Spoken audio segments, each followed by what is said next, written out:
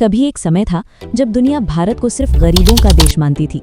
एक ऐसा देश जिसे मदद की जरूरत होती थी, एक ऐसा देश जो दूसरों पर निर्भर था। लेकिन आज वही भारत दुनिया के सबसे अहम देशों में गिना जा रहा है। यही बदलाव इस वीडियो का असली विषय है। अगर आप जानना चाहते हैं कि भारत यहाँ तक कैसे पहुँचा, तो इस वीडियो को पूरा देखना जरूरी है। आज भारत दुनिया की सबसे बड़ी आबादी वाला देश है, करीब 150 करोड़ लोग। पहले इसे कमजोरी माना जाता था, आज यही भारत की सबसे बड़ी ताकत बन चुकी है। इतनी बड़ी आबादी मतलब सबसे बड़ा बाजार। दुनिया की हर बड़ी कंपनी भारत में कारोबार करना चाहती है। आर्थिक रूप से भारत ने बहुत बड़ा बदलाव देखा है। आज भारत दुनिया की टॉप 5 अर्थव्यवस्थाओं में शामिल है। कुछ रिपोर्ट्स में भारत चौथे नंबर पर है। आने वाले समय में तीसरे नंबर पर पहुंचने की बात हो रही है। भारत की जीडीपी लगातार बढ़ रही है। मैन्युफैक्चरिंग, सर्विस सेक्टर और स्टार्टअप्स ने भारत की छवि बदल दी है। सड़कों की बात करें तो भारत आज दुनिया के सबसे बड़े रोड नेटवर्क वाले देशों में है। अमेरिका और चीन के बाद भारत का स्थान आता है। हर दिन किलोमीटर के हिसाब से हाईवे बन रही हैं।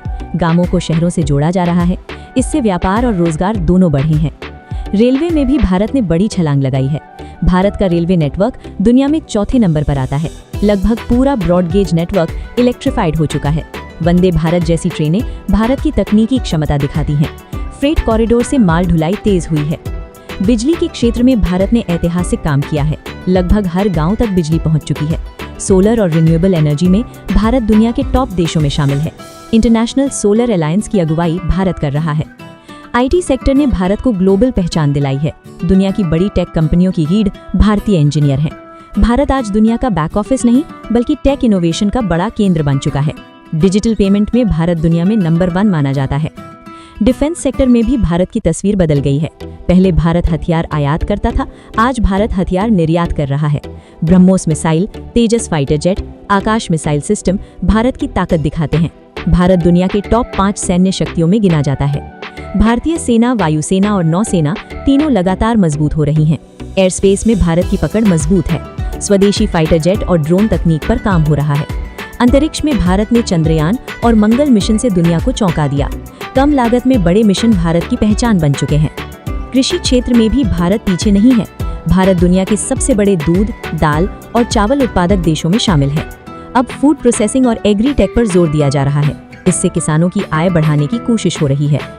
आज चीन से कई कंपनियां भारत की ओर शिफ्ट हो रही हैं। वजह साफ है, भारत स्थिर लोकतंत्र है, सस्ता लेकिन स्किल्ड लेबर है, बड़ा घरेलू बाजार है। मोबाइल मैन्युफैक्चरिंग, इलेक्ट्रॉनिक्स और ऑटो सेक्टर में भारत तेजी से आगे बढ़ रहा है। अमेरिका के साथ भारत की रणनीतिक और आर्थिक साझेदारी मजबूत हो रही है। टेक्नोलॉजी, डिफेंस और ट्रेड में दोनों देश करीब आ रहे हैं। यूरोप के देश और यूरोपीय यूनियन भारत के साथ फ्री ट्रेड डील करना चाहते हैं।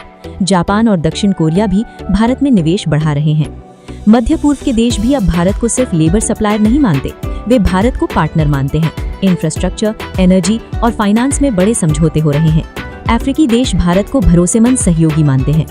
आज पूरी दुनिया भारत के साथ व्यापार करना चाहती है।